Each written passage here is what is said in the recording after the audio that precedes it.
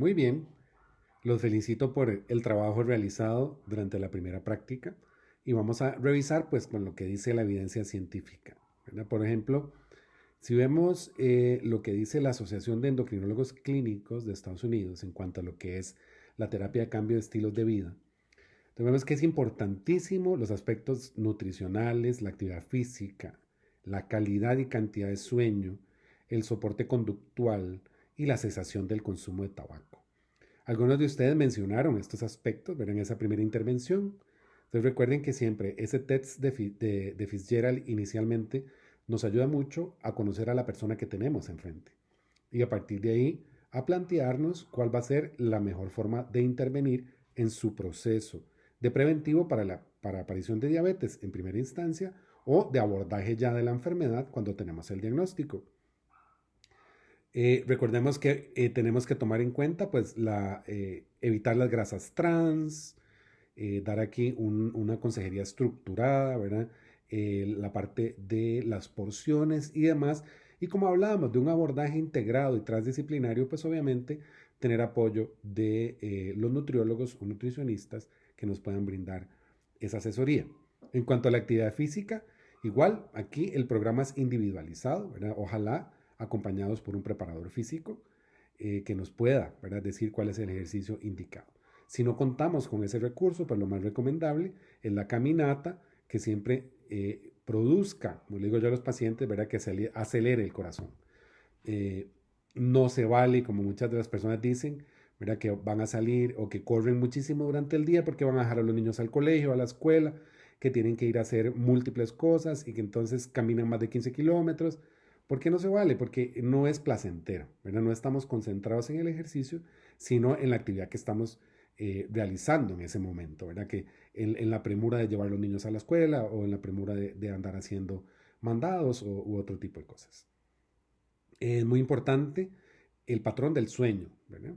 Porque está bien comprobado que un pobre patrón de sueño, pocas horas de dormir, aumentan, o más bien, si lo queremos ver de la forma correcta, nos disminuyen el metabolismo y nos hacen volvernos o entrar un estado de almacenamiento graso, o un almacenamiento energético, el cual no necesariamente es algo positivo, ¿verdad? Es algo que en este caso es negativo. Y la cesación, que vamos a entrar aquí en todo lo que se conocen como clínicas de cesación de tabaco y todas las estrategias para lograr que los pacientes cesen de fumar.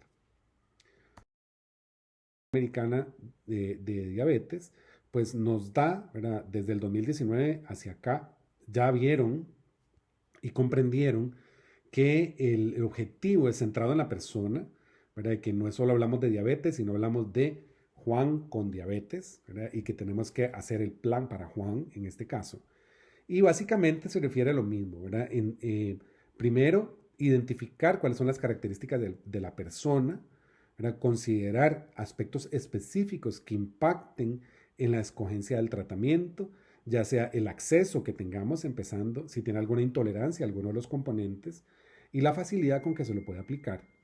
Por otro lado, también necesitamos tomar en cuenta el, que es una decisión compartida, ¿verdad? Nosotros debemos comentarlo con nuestros pacientes y tomar la mejor decisión para el inicio del abordaje de su enfermedad, ¿verdad? O de las características preventivas que estamos trabajando en este momento. Tenemos que lograr un contrato con nuestros pacientes, ¿verdad? Lo que nosotros llamamos desde medicina familiar el contrato inicial, en donde realizamos este compromiso de que nosotros vamos a brindar la asesoría, ayuda y en los casos que se requiera la prescripción de los medicamentos y que por su parte yo, ¿verdad?, usuario de salud, persona que estoy buscando la atención médica, me comprometo a cumplir, ¿verdad?, con los objetivos que se vayan a plantear. Es muy importante que estos objetivos cumplan, ¿verdad?, con la mnemotecnia de SMART, ¿verdad?, que sean específicos, que sean medibles, además de eso que sean alcanzables, que puedan replicarse y que sean en un límite de tiempo, ¿verdad? Entonces nosotros, por ejemplo, en diabetes se ha visto que las intervenciones que toman 12 semanas, ¿verdad?, más o menos 3 meses, tienen un impacto suficiente para generar un cambio real en la forma en que las personas van a cuidar de su enfermedad. Vamos a implementar posteriormente ese plan que hayamos diseñado y luego vamos a generar, ¿verdad?, un proceso de monitoreo y de soporte que debe incluir, ¿verdad?, las consultas periódicas. Debemos, en buena teoría, tener un contacto de alguna forma con los pacientes, que puede ser por correo electrónico, en algunos casos, bueno, en mi caso, por ejemplo, en la consulta privada por WhatsApp, ¿verdad? A veces realizo monitoreos de glicemia, ahora que tenemos toda esta cantidad de dispositivos médicos también que monitorean la glucosa, los de monitoreo continuo, que me llegan, por ejemplo, al teléfono celular, y puedo mantener un monitoreo más adecuado. Y luego vamos a revisar y a ver, ¿verdad?, tomar acuerdos sobre ese manejo, ¿verdad?, sobre ese plan de manejo que hemos establecido. Es muy importante entonces dar tiempo, ¿verdad?, cuando nosotros hacemos esta intervención. Y veamos que podemos tomar este diagrama y nosotros podemos realizar una intervención primaria cuando es un paciente que tiene factores de riesgo y que yo estoy buscando prevenir que aparezca diabetes mellitus tipo 2 y que lo detecté que está con intolerancia a los carbohidratos. Y puedo aplicar esto para generar y para formular un plan, ¿verdad?, que evite que se caiga en diabetes mellitus tipo 2. Por otro lado, si es un paciente que estoy diagnosticando con diabetes tipo 2, entonces puedo tomar igual este diagrama y realizar ese plan para ir generando un proceso que se alargue como máximo 3 meses, en el que vamos a ir reevaluando continuamente las decisiones que hemos tomado para un mejor proceder dependiendo de las características de cada persona. Tenemos que también individualizar, ¿verdad? Si estamos frente a un diabético que es obeso o un diabético que no está obeso. Y obviamente vamos a insistir muchísimo en el diabético obeso, en una alimentación saludable y en un plan de ejercicio físico. ¿Qué tenemos que tomar en cuenta? Ya que estamos hablando de un paciente con diabetes. Entonces, que tenga una hemoglobina glicosilada igual o mayor a 7, que lo que implica que está mal controlado. Vamos a reforzar la dieta hipocalórica, ¿verdad?, baja en grasa. Si aún así sigue, ¿verdad?, o va a persistir un mal control con una hemoglobina glicosilada por arriba de 7, si el paciente tiene síntomas, por ejemplo, si tiene glicemias por arriba de 250, ¿verdad?, o si el paciente está cetósico, entonces vamos a iniciar directamente insulina. Por otro lado, si el paciente está bien controlado, entonces aquí lo que hacemos es controlar el tratamiento periódicamente. ¿Qué vamos a hacer además? Pues obviamente iniciar metformina, ¿verdad?, y vamos a ir sumando dependiendo de las características del paciente y de las metas que tengamos fijadas con él, que podemos ir agregando sulfonilureas, ¿verdad?, o posteriormente realizar procesos de insulinización dependiendo del caso que tengamos enfrente. Igual, ¿verdad?, nos basamos en una alimentación saludable y en una actividad física, si está o no controlado de acuerdo a la hemoglobina glicosilada, si está sintomático o está cetósico, empezar con insulina, y si no, pues un paciente que le vamos a dar metformina y o sulfonilureas, tratar si el paciente también tiene dislipidemia para compensarlo y ir valorando poco a poco cómo vamos avanzando de forma más pausada en cuanto al abordaje individualizado de esta persona. Si resumimos, entonces, cuando hacemos abordaje integrado, el diagnóstico es lo principal. Una glicemia en ayunas, si encontramos una glicemia en ayunas entre 100 y 125 miligramos por decilitro, es muy importante que estamos hablando de una intolerancia a los carbohidratos o que conocemos como prediabetes. Si está mayor a 126, un criterio para diabetes. Una glicemia 2 horas postcarga con 75 gramos de glucosa, si está entre 140 y 199, nos da rangos para prediabetes. Y si está más de 200, otro factor para diabetes. Y una glucosa al azar mayor a 200 es indicador de diabetes. O una hemoglobina glicosilada para arriba de 6.5%. Esos serían diagnósticos para diabetes de acuerdo con lo que dice ADA, ¿verdad?, desde el 2019 para acá.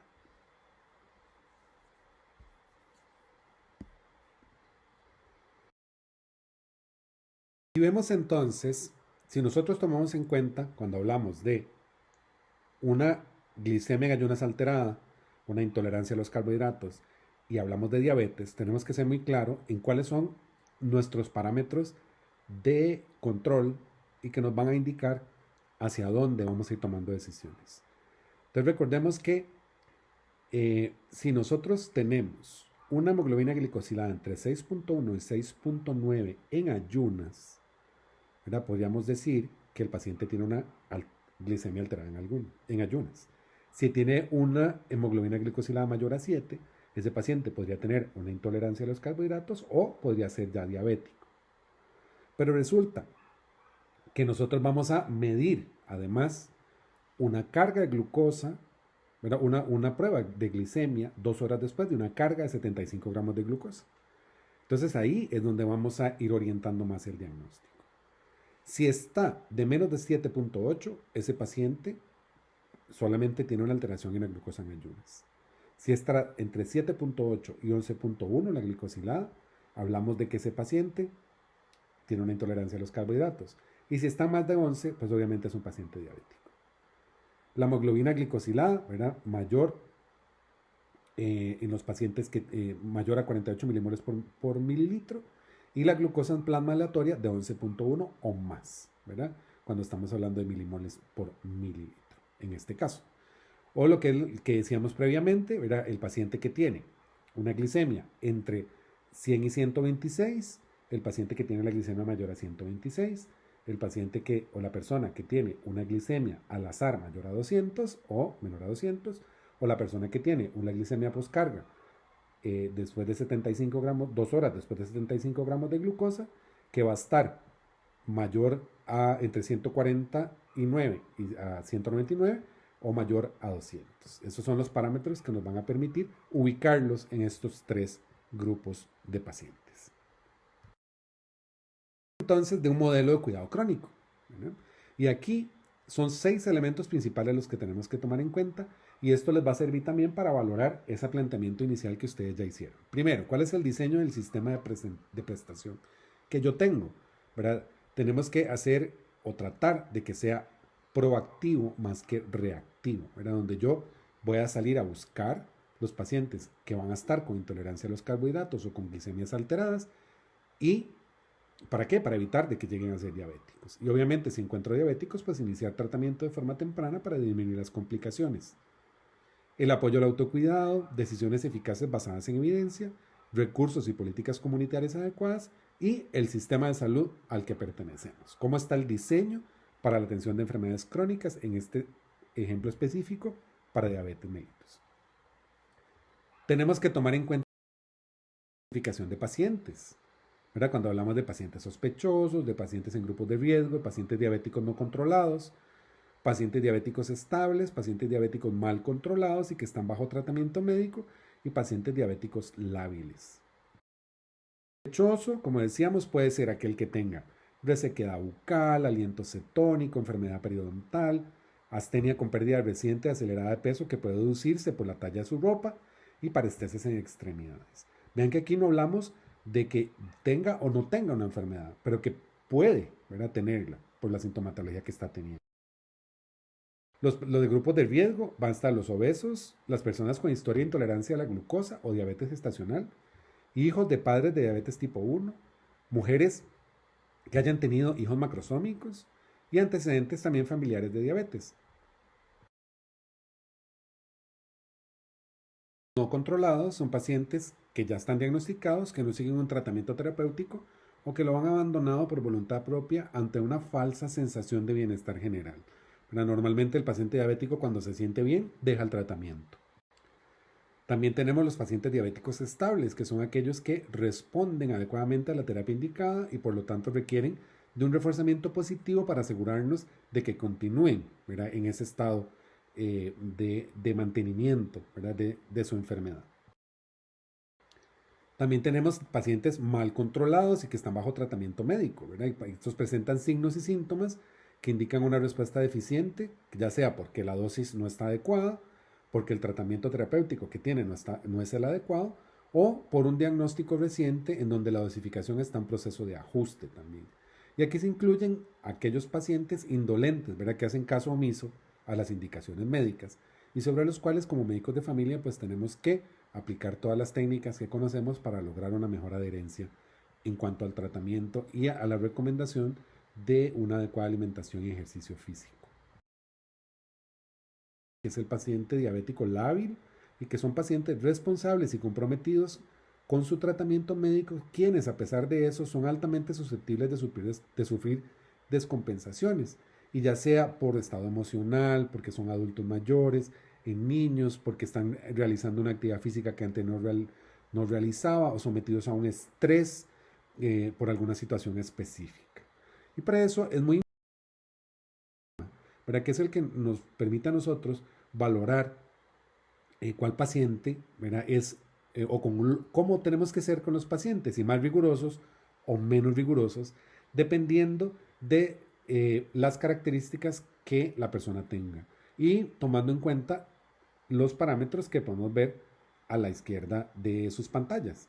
La actitud de esfuerzos esperados, los riesgos potenciales de hipoglicemia y otros efectos adversos, la duración de la enfermedad, la esperanza de vida, las comorbilidades importantes que ya tenga, si tiene complicaciones vasculares y los recursos o sistema de soporte con que esa persona cuente.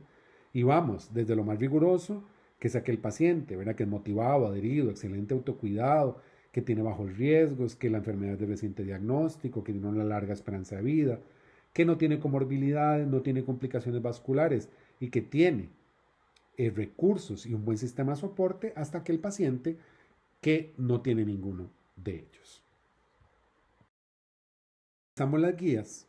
Entonces, una vez identificados nosotros cuál va a ser ese paciente, podemos realizar, ¿verdad? Inicialmente un abordaje.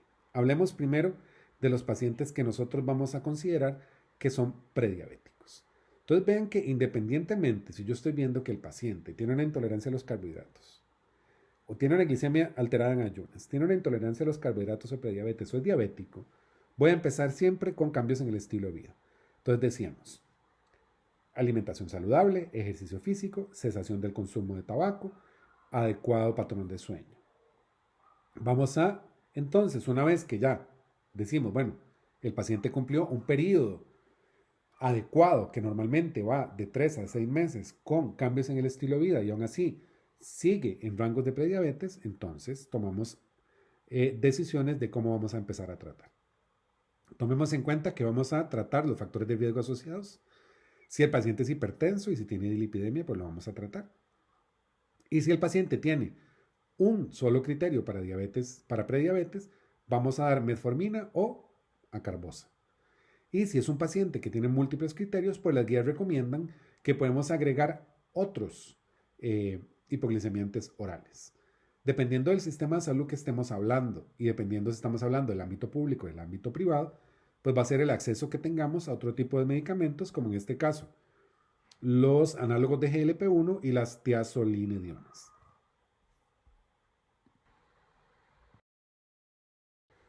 Si vemos que el paciente obeso, ¿verdad? ¿Cuáles son las complicaciones que podría tener en este modelo centrado en la persona? Entonces, lo más importante es que nosotros veamos si la persona tiene un índice de masa corporal para abajo de 25, o sea que no está obeso y no está o no tiene sobrepeso, si no tiene complicaciones cardiometabólicas ni tiene complicaciones biomecánicas. Entonces podemos ver que si el paciente no lo tiene, está en un estadio 0, si son moderadas, ¿verdad? De leves a moderadas en estadio 1, y si es severas, hablaríamos de un estadio 2. Esto lo que nos permite es definir cuál va a ser nuestro objetivo terapéutico. Entonces va a ser inicialmente, si es un estadio 0, lo que va es a darle un tratamiento adecuado para que no hayan complicaciones. Si es un estadio 1, lo que vamos a buscar es la modalidad de tratamiento, ¿verdad? Que sea adecuada para esa persona. Y si es un estadio 2, el tratamiento debe ser intensivo basado en el estadiaje que hayamos hecho. Eso es de lo más importante. Ahora, cuando nosotros queremos valorar cuáles son el riesgo cardiovascular, ¿verdad? Asociado a este paciente que tenemos enfrente y que estamos definiendo como prediabético o diabético, pues tenemos que tomar en cuenta, como les decía, ese continuum de que hablaba el gran estudio de Nanes, ¿verdad? Dilipidemia, hipertensión arterial, obesidad. Entonces, obviamente, cuando hablamos de dilipidemia, pues hacer un abordaje integrado de acuerdo a los niveles de colesterol total, de colesterol LDL, HDL y de la sensibilidad que ese paciente tenga a la terapia con estatinas o lo que requiramos para disminuir el riesgo cardiovascular.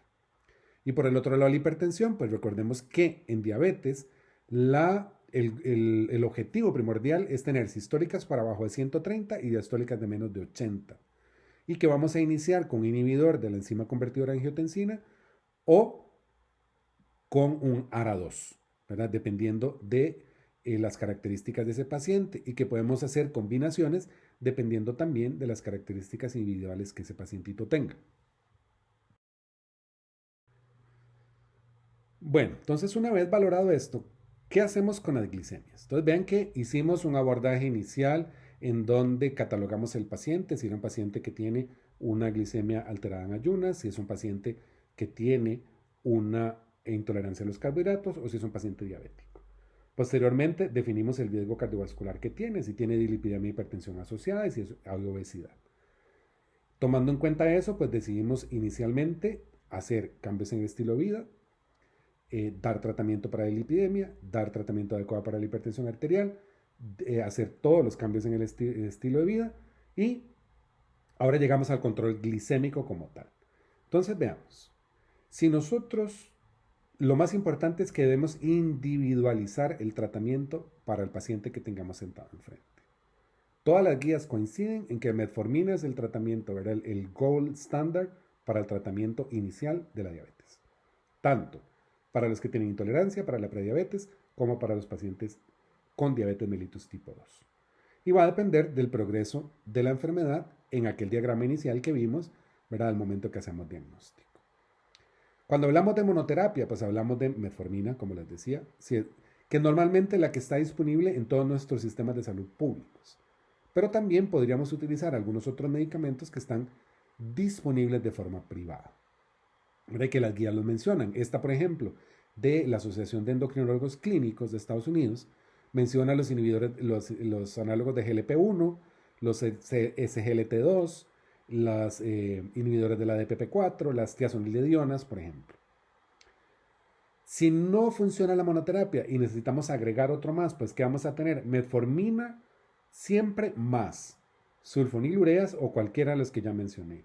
También en aquellos casos en que los pacientes requieran ya de hacer un esquema un poco más intensificado porque tengan complicaciones o porque ya hayan desarrollado niveles de glicemia mucho más altos y estén sintomáticos, iniciar insulina. ¿Verdad? En este caso con una basal, que normalmente lo que tenemos en el sistema de salud público es la NPH, ¿verdad? Que son de acción intermedia, pero que nos va a funcionar igual para generar un esquema como más adelante lo vamos a ver. Si la enfermedad progresa y no logramos, ¿verdad?, tener todavía que ese paciente glicemias para abajo de 7.5, entre 6.5 y 7.5, entonces vamos a dar terapia triple, que va a ser metformina, dosis máximas, que puede ser hasta de 2.5 gramos, más lo que ya mencionamos, o en esquemas intensificados. Si es un paciente que aún así, ¿verdad?, tenemos tenemos hemoglobinas glicosiladas de más de 9%, pues entonces es un paciente que va a requerir insulina sí o sí con esquemas intensificados sumado a otros agentes, que puede ser metformina o cualquier otra combinación de lo que existe en el mercado, tanto público como privado. Y si vemos lo que dice la guía, ¿verdad?, de la ADA del 2021, es que lo más importante, primero, igual, ¿verdad?, es disminuir ese riesgo cardiovascular. Es prácticamente lo mismo que acabamos de ver. Y en este diagrama lo que se ejemplifica es precisamente esa decisión que vamos a ir tomando dependiendo de cómo el paciente va a ir evolucionando en el tiempo que nosotros estamos dándole la atención integral y el seguimiento adecuado. No lo voy a repetir porque básicamente es lo mismo que dice la guía de los endocrinólogos clínicos de Norteamérica y que se basa en un enfoque individualizado y que vamos a ir igual desde el oral, ¿verdad?, terapia monoterapia, terapia dual, terapia triple y la adición posteriormente de insulina o en aquellos casos que lo requieran por estar muy sintomáticos, cetósicos o con rangos muy elevados y con factor de riesgo muy elevado, de riesgo cardiovascular, empezar con una insulinización temprana. Y lo valoramos entonces. Si es un paciente que nosotros decidimos que vamos a usar terapia inyectable, terapia con insulina, pues en el caso público, por ejemplo acá en Costa Rica, lo que tenemos en el sector público, en el primer nivel de atención, es insulina NPH de acción intermedia y la insulina rápida, que es la insulina cristalina que utilizamos, con lo que podemos jugar, ¿verdad?, para establecer a los pacientes. Si el paciente con esta no se logra controlar, pues tenemos opción más adelante, digamos, para los especialistas de uso de insulina glargina, pero solo en casos muy justificados. Entonces vamos a empezar, obviamente, con dosis establecidas, ¿verdad? Vamos a hacer un pequeño repaso de las dosis dentro de poco para caer ya en el próximo ejercicio que vamos a realizar. Esto es un esquema, ¿verdad?, que igual muestra la simplificación, ¿verdad?, del complejo de la terapia de insulina, en donde nosotros tenemos insulina basal, una insulina de acción media y las insulinas de acción rápida y cómo las vamos a ir estableciendo. En este otro esquema, precisamente lo que dice es cuándo, ¿verdad?, vamos a agregar o cuándo vamos a generar un esquema intensificado de insulina basado en la hemoglobina glicosilada, ¿verdad? Es un paciente que tiene una glicosilada menos de 8 o más de 8. Y la dosis que vamos a utilizar, que normalmente ronda para de forma inicial, el tratamiento con insulina va a ser de 0.1 a 0.2 en una única dosis entre las 9 y las 10 de la noche. Y que cuando posteriormente sobrepasamos los 0.6 unidades por kilogramo de peso, entonces vamos a fraccionarlo. Cuando hablamos de NPH, entonces lo vamos a fraccionar en 2/3 en la mañana, ¿verdad?, y 1/3 por la noche, igual entre las 9 y las 10 de la noche. Y posteriormente, si tenemos que intensificar ese esquema y hacer un esquema basal bolo o basal plus, donde vamos a agregar una insulina de acción rápida, pues entonces a las 2/3 de la mañana tenemos que dividir de esos 2/3 de la mañana la NPH, 2/3 va a ser NPH y 1/3 va a ser la insulina rápida, y en la de la noche el 50% va a ser NPH y el 50% va a ser insulina rápida. Y a manera de resumen, estos son los perfiles, ¿verdad?, de medicaciones para la diabetes con que contamos actualmente, ¿verdad?, y que son importantes de revisar, y a mí me gusta poner este diagrama y que les quede ahí, tomando en cuenta características específicas, por ejemplo, aquellos que pueden ocasionar hipoglicemia, cómo se comportan con respecto al peso, ¿verdad?, cuáles nos ayudan a que el paciente pierda peso o con cuáles se puede ganar peso, con cuáles hay que tener cuidado si el paciente tiene ya alguna afectación del riñón, cuáles producen síntomas gastrointestinales, cuáles de esos deben de ser de uso cuidadoso si el paciente tiene enfermedad cardiovascular asociada, cuáles de esos tienen alguna afectación sobre el hueso y también cuáles nos podrían llevar a la aparición de cetoacidosis. Entonces es muy importante tenerlo ahí, ¿verdad? Este recurso queda para que ustedes lo tengan y si no, pueden entrar a la página de la Asociación Americana de Endocrinólogos Clínicos o a la página de la Asociación Americana de Diabetes o a la página de la Federación Internacional de Diabetes, que todo este contenido es gratuito y lo pueden tener a su disposición. Vamos ahora a hacer un pequeño ejercicio que se los voy a hacer llegar por Telegram, en donde les voy a dar un caso con algunas características de un paciente para que ustedes lo desarrollen. Y de la misma forma, vamos a tener unos 15 a 20 minutos para que lo desarrollen y me lo pueden enviar igual por Telegram para que lo vayamos valorando. Nos vemos dentro de un momento.